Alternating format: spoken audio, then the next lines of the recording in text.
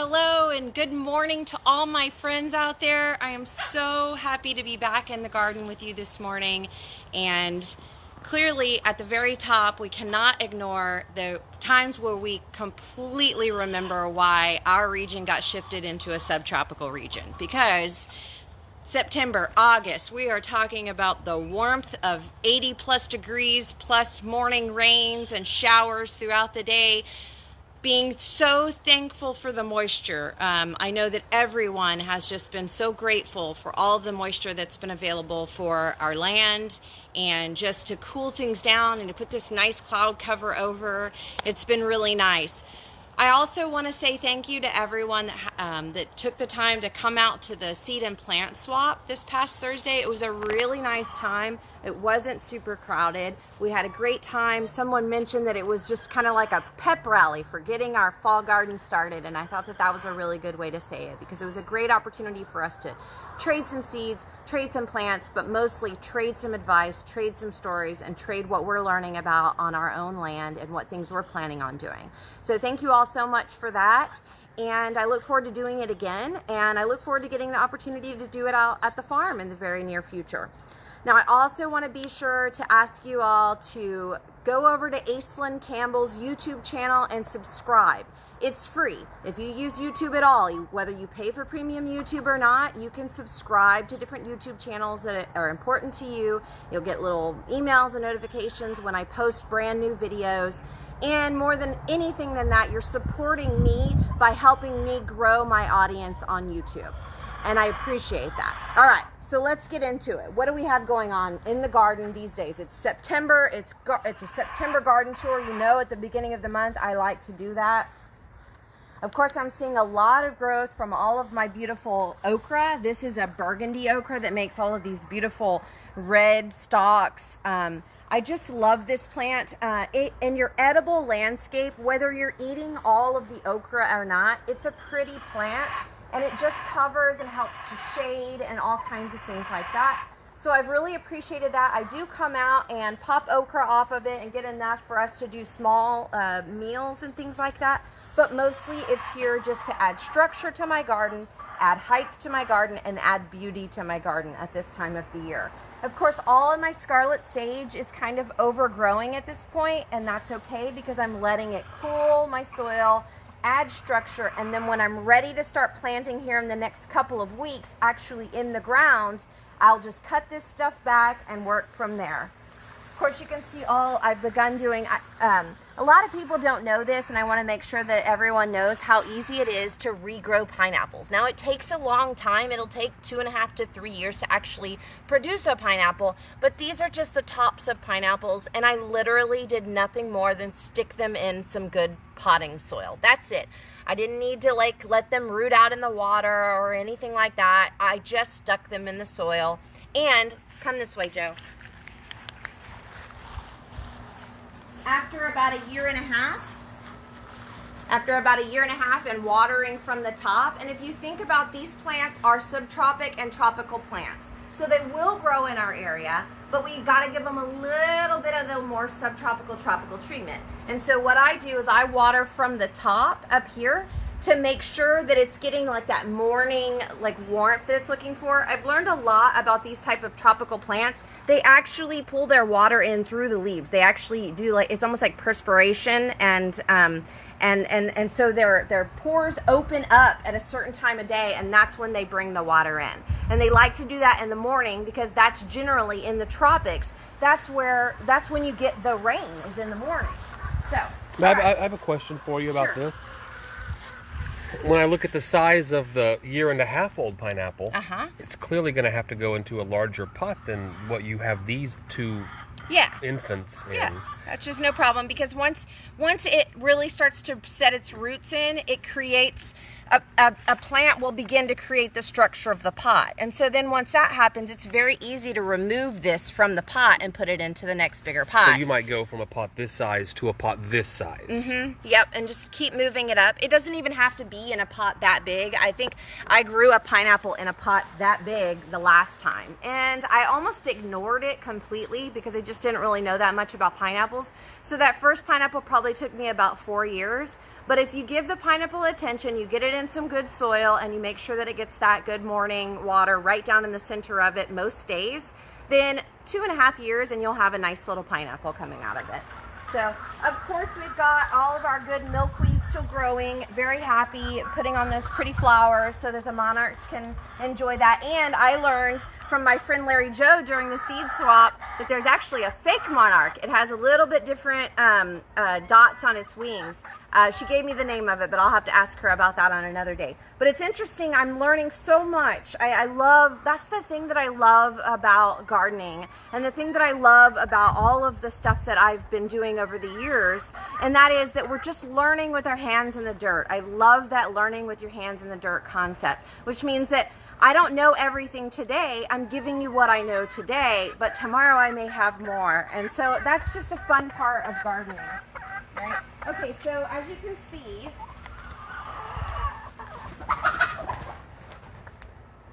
the chickens are trying to fly away over there. As you can see, my garden is I want to be on camera. Right. Very overgrown. Very, very overgrown garden right now. And the reason that is because, well, for one thing, I have been doing quite a bit of watering. I've been doing quite a bit of watering in this garden. About every 3 days, I do a flood or a soak. But that summer growth, that summer sun, that, let's see, from 7 a.m. until, 8:30 p.m. So lots of daylight hours, lots of sun hours available to your plants. So there's lots of growth happening. So if you can afford to water when the rain isn't coming, then definitely flood your gardens as much as you can, because it will keep your gardens happy and healthy and alive. Look at the size of this eggplant I'm growing over here. Isn't that amazing? It is just huge. It's literally become a tree. And now eggplant's going to still put some fruit on? We're not done with this eggplant? Oh, no, absolutely not. All of these flowers, I mean, it's already starting to put more fruit on again.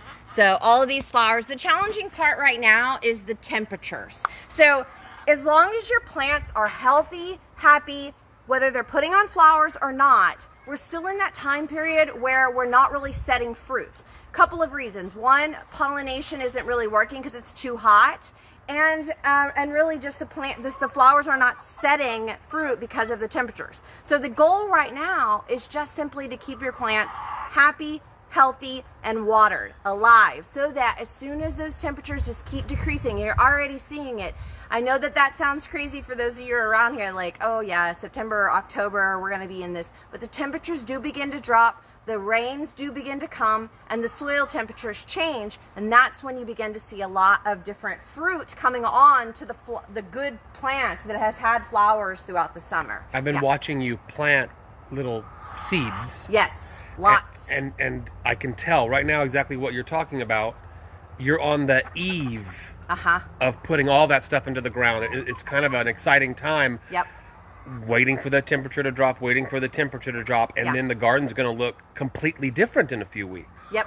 And and watching the rain. So, over the next few weeks, I'm a little bit cautious of putting things in the ground, because I've learned a lot about what September and October can do in terms of temperatures. And the soil, and then also, of course, the different types of insects that come as the rains come back and things start to hatch and things like that. So I'm cautious about planting too early in the ground. But I am planting my little secret garden space in the back there. Every inch of it is covered with new baby plants, new baby starts of seeds and things that I've done. I am planting a little bit of everything right now. I'm planting tomatoes, eggplants, peppers, all the different types of herbs. I'm planting cabbages, broccoli, cauliflower.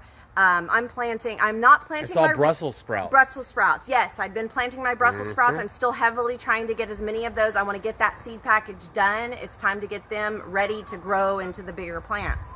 I'm still doing some winter squash. I actually ran into white flies this year with my my winter squash. So some of my winter squash that I had planted earlier in August or July is actually, I lost it already. So I mean, that's part of the process of just consistently planting, and always doing that. As you tell me what you're planting, the only thing I can think about is what we'll be cooking a couple months, few months after you plant it all. I hope everybody in my life that cooks is prepared for a lot of cabbage. Oh, I'm just looking forward to those Brussels sprouts. That's going to be good. You said Brussels sprouts? That's the only thing I can think about. So if you look back that way, you know that I usually can go through that path over there. There is no entrance into that path right now. So as you can see, the overgrowth has happened. Sometimes you can't control it, and it's okay to let it be. You can see that I had a sad little eggplant over there that's now a happy, full size, growing, strong, and healthy. And then as we make our way back this way, I want to talk to you about tomatillos when we get to the other side. But while we're over here, let's look at a couple of things that I wanted to point out during the garden tour. One is that I've got snapdragons still growing. So snapdragons are perennial if you make sure that they get the water that they need, okay? So keep these guys alive, give them the water that they need. You're gonna have more flowers putting on very soon. Dumb question, snapdragon's just a flower plant. It's just a flower and it goes snap, snap, snap, snap, snap, snap, snap. Oh, look at my kale. It's so happy back there. I'm super excited about that. I hadn't even noticed that that one had come on. Okay, so let's look over here too. Now, I have blight in my soil, a different type of bacteria that is causing these bacterial spots on my pepper plants. And so there's something here I have to learn about strengthening the health of my soil and making sure that my soil has all those probiotics that we need in our gut. Our soil needs that exact same type of situation. So you can see that I'm working through learning some of those types of things. Let's come back this way as we creep through because everything is so overgrown in the jungle these days. This is Green Harmony or longevity spinach for those of you that came to the seed swap. That's what that is that you saw a lot of. I also don't want you to miss this, okay? This is I've actually mentioned that I think we should be growing this as a commodity crop, like our big farmers should be growing. This is roselle. This one is actually a Thai roselle. Look how pretty it is. It's related to the hibiscus. It's related to the okra. And you use these pods down here. The pods actually create the red that you know of in an edible hibiscus. So edible hibiscus or edible hibiscus tea, that type of thing that you've learned about and you've probably drank, it's got that red color to it. It actually comes from the roselle plant. That's related to the hibiscus. The other things you can make with it are different types of lipstick coloring. It's great for jellies and jams. It is a commodity product that we could grow really easily here and could be well used in our community.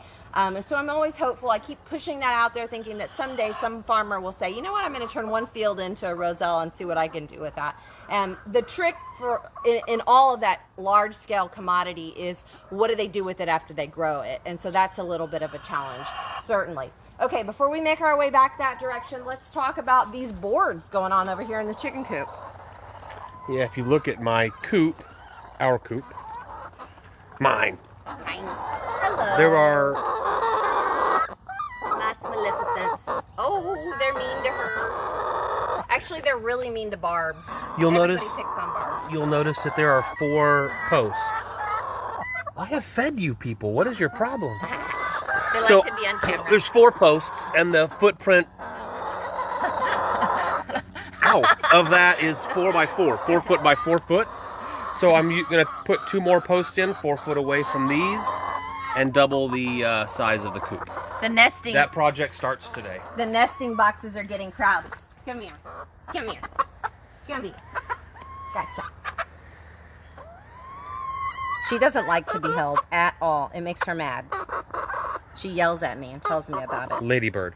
Ladybird, yep. Look how pretty her feathers are. On tomorrow's dinner table talks, we talk about the hormones in women and a house with shared girls. And it's happening out here too, because one of them began laying eggs first. I'm talking about the new ones. They're getting the laying age. Pretty sure it was this gal right here. What's her name again? Party.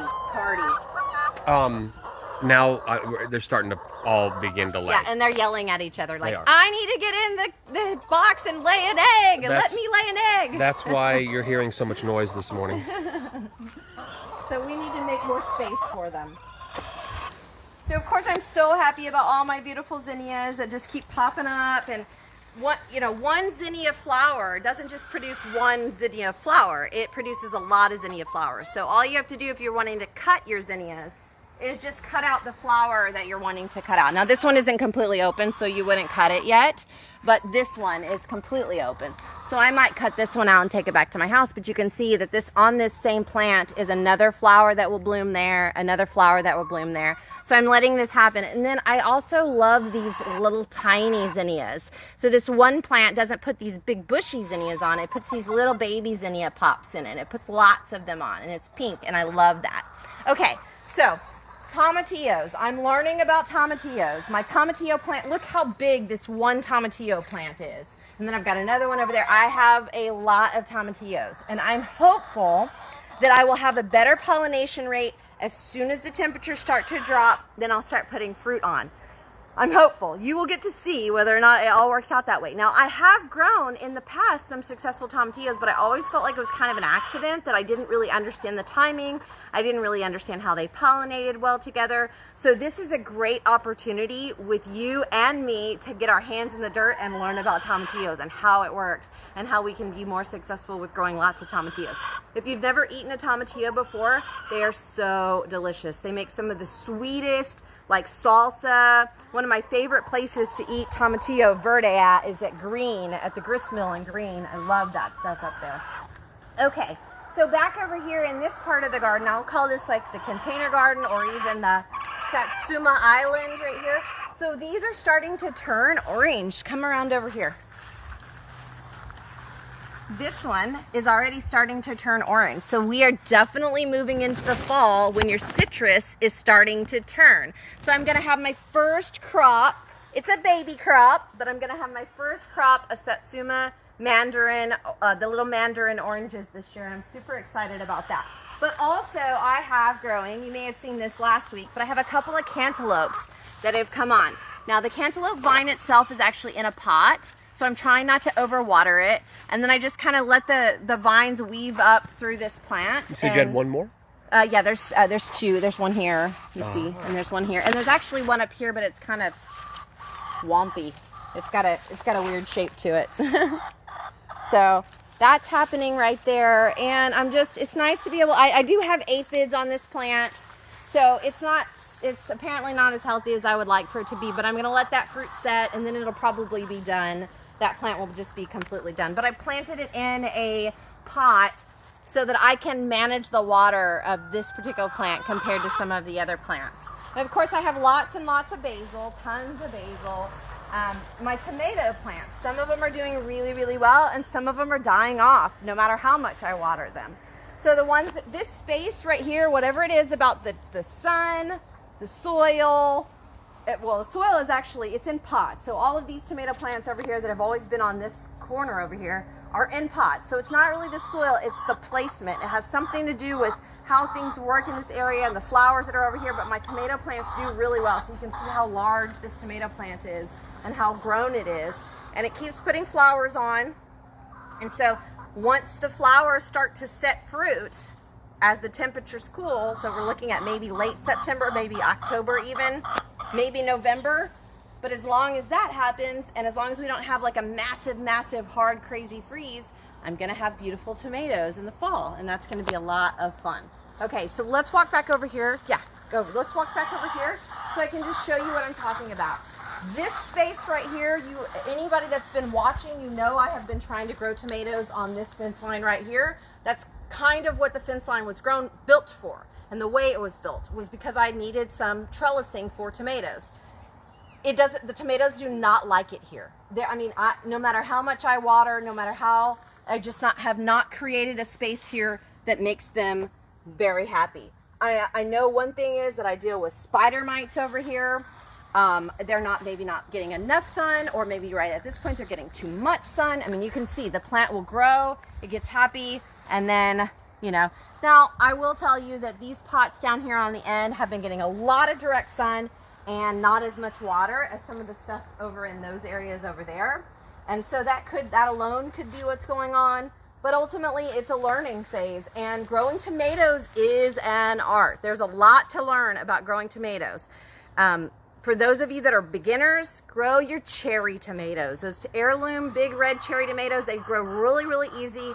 They tend to be the ones that you can have the most success as you're learning about how to grow more and more heirloom tomatoes and things like that, right?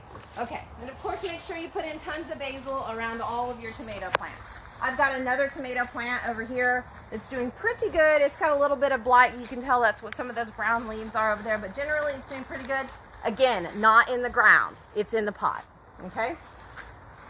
I'm super happy about this squash. Look, your chickens are gonna be able to get out over here because the possum's digging a hole for them to get out. I'm gonna have to put out a possum trap. Well, or something, because we've made the decision that if you put out a possum trap and you take the possum away, you just make more possums. So somehow you need to I think you need to put some wire under the ground there. I did not see that until this morning. Oh, it's been like that for weeks. And it just keeps getting bigger. And now the chickens can get out of that hole if they want to. All right. So, okay, so back to this winter squash. I've got this vining winter squash here. I actually don't know what variety it was. It's literally like the only squash plant that made it in this new backyard garden area. And it's doing really, really well. You can even see one of the things that I tell people is that your bushing squash is almost never going to be able to fight off that squash vine borer. But that's what's happened here is the squash vine borer has broke into here. I'm not going to mess with it or destroy it because the plant just keeps growing past that. And it's grown all the way up and over. Last year in the fall, I did have some good pumpkins that grew just like this. So I'm very happy. The one thing that I noticed about this past year that I'm cautious of is pollination. I have not had as much pollination for my squash as I had hoped for. Now, I've seen a lot more honeybees this last this summer than I had seen in the spring or in the winter. So I'm hopeful that the honeybees have found me and then I'm going to get a lot of that stuff going. Of course, you can see over here, this whole area over here is just, I'm letting it overgrow.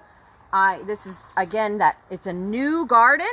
And so because it's a new garden, I'm just letting whatever does well grow and be happy in this particular area.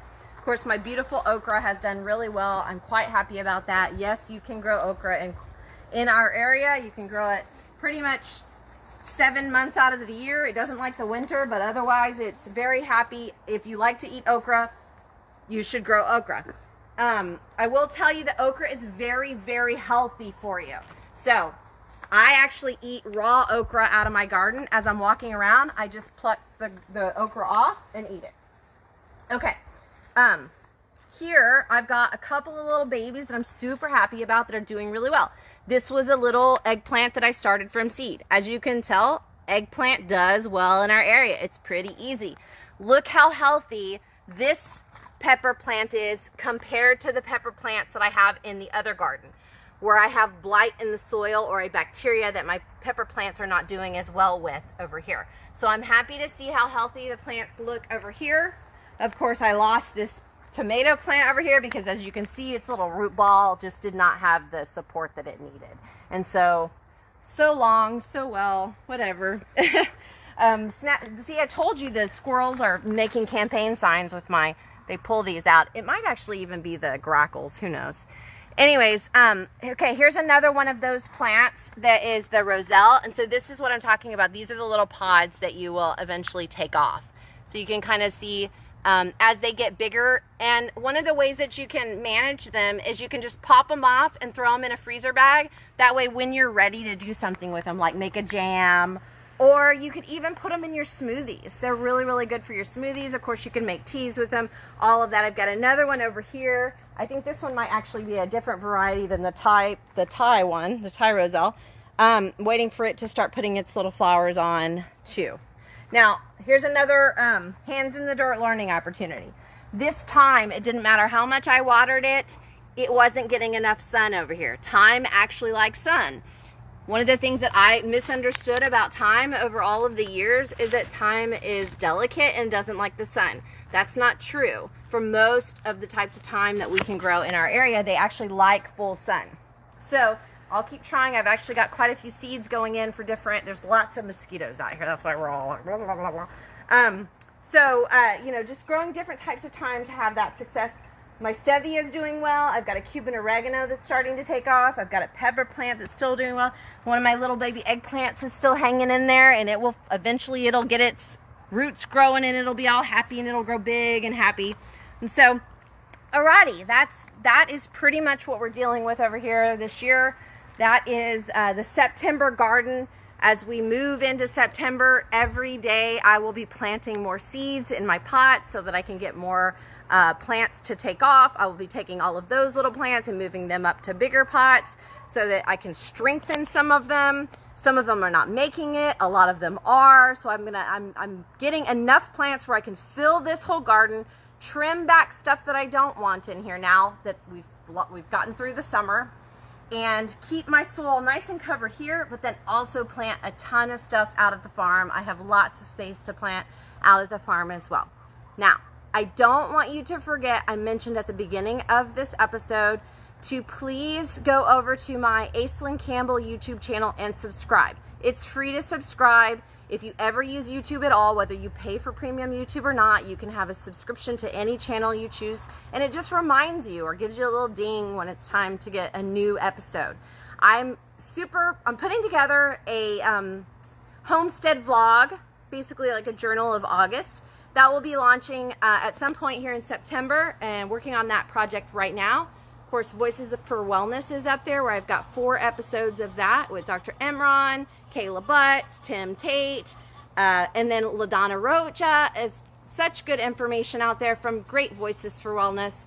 And last but not least, we are officially launching tomorrow morning on dinnertabletalks.com season 2. Yes, Joe and I made it through 52 weeks of dinner table talks, learning how to do it, and now we move into season 2. And are you excited?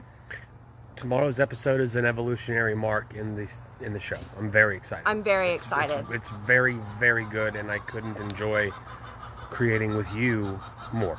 I love creating with you, and I love creating with you all, and I appreciate those of you that show up on Sunday morning with me, or tune in, or make comments, or ask questions, engaging with me. I appreciate it so much. My garden is such an important space to me, and I hope that your garden is giving you all of the same joy that it's giving me. I hope that you have a beautiful Sunday and a magnificent week, and I look forward to seeing you next Sunday or around town gardening. Bye, friends.